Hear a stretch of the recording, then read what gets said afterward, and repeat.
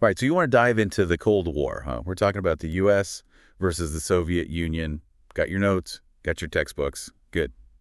It's a fascinating period, really. More than just memorizing dates and treaties, you're looking at a global clash of ideologies here. Right, a real clash of titans. Okay, so picture this. It's 1945, World War II, finally over. Everyone's trying to, catch their breath. But instead of peace and harmony, it's like suspicion. Like two roommates who just made it out of a burning building. I like that analogy because you're right. The U.S. and the USSR, they were allies during the war, but deep down, they had completely different ideas about how the world should work. Okay, so walk us through it. What were the main differences? Well, the U.S., they were all about capitalist democracy, right? Individual freedom, free markets, the idea that anyone could make it if they just worked hard enough. The land of opportunity and all that. Exactly. While on the other hand, you had the Soviet Union, a communist state. They were all about a classless society with the government controlling pretty much everything.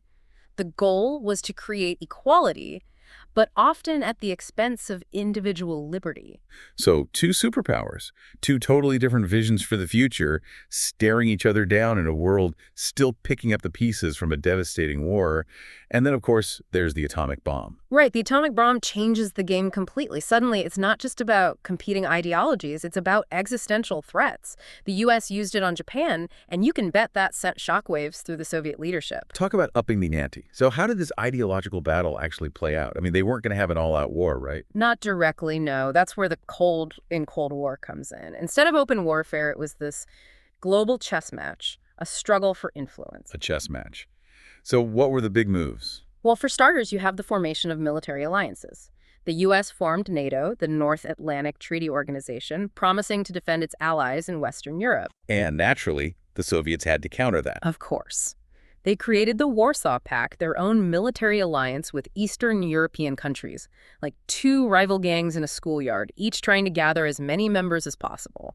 And I'm guessing things got a little tense. To put it mildly, both sides poured massive resources into their militaries, building up their armies, developing new and terrifying weapons, including those nuclear bombs.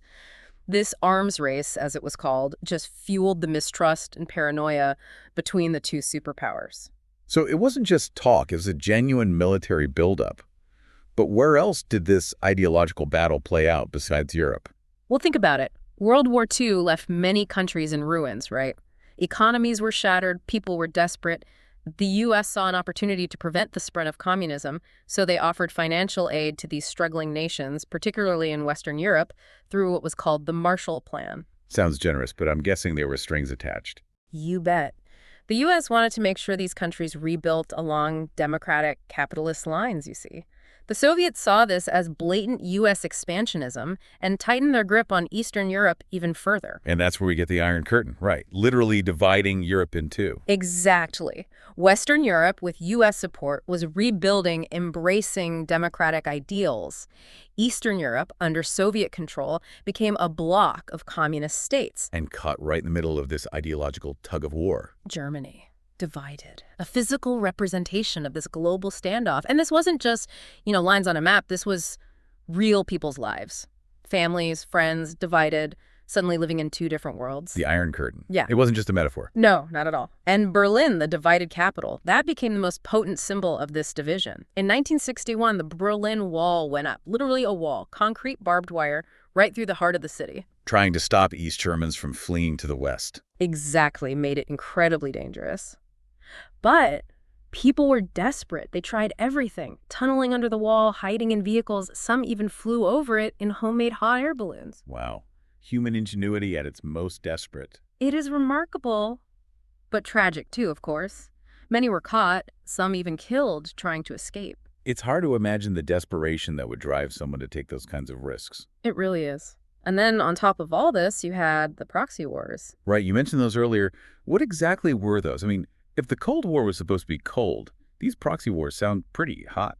Yeah, that's the thing. The US and the USSR, they never fought each other directly, but they both got involved in smaller conflicts all over the world: Korea, Vietnam, Afghanistan, even parts of Africa and Latin America. So they were fighting each other indirectly. Exactly. They'd support different sides, pour in weapons, training, sometimes even troops.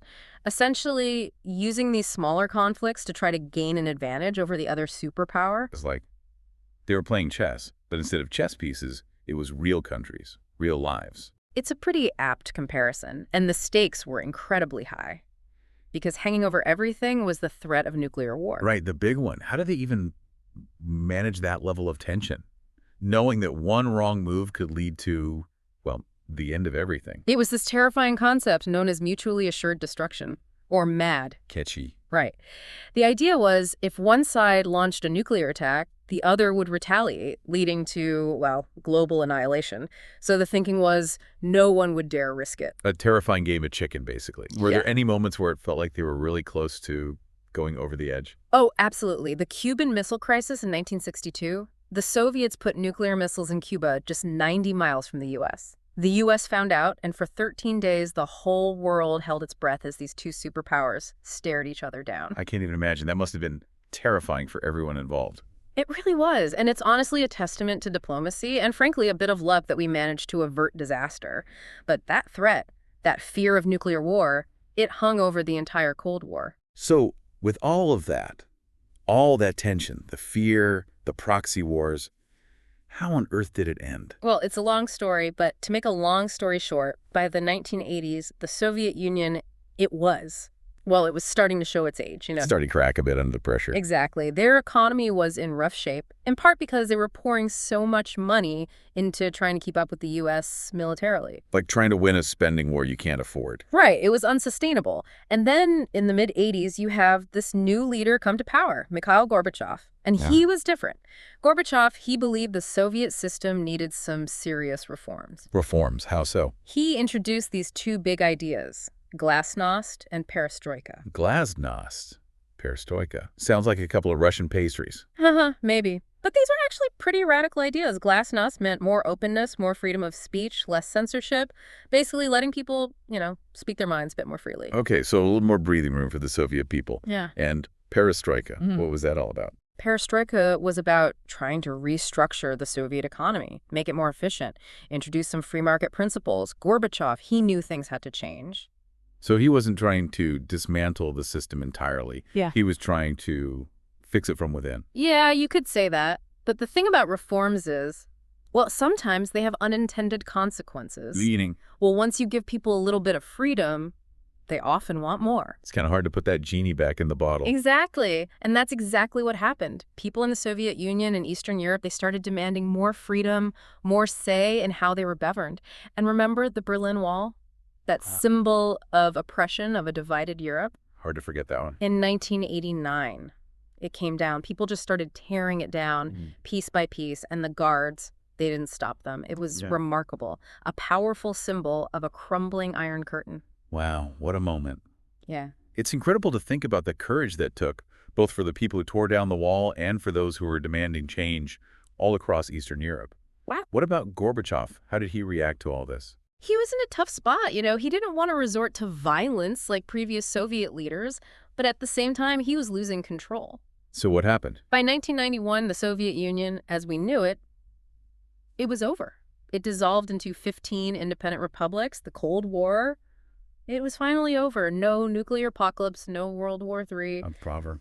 Over. Wow. Yeah. It's easy to look back now and think, oh, well, that was inevitable. But at the time, that was a seismic shift in global politics. Absolutely. And his legacy is still felt today. The Cold War shaped the world for almost half a century. It makes you think, what if those in power had made different choices, taken a different path? So much of what we take for granted today, the global order, the balance of power, it all could have been very different. No doubt about it. The Cold War might be over, but the lessons we can learn from it, those are as relevant as ever. Well, that's a lot to unpack, isn't it? It's a lot to think about. From the ideological clash between the U.S. and the Soviet Union, to the brinkmanship of the nuclear arms race, to the proxy wars fought on foreign soil.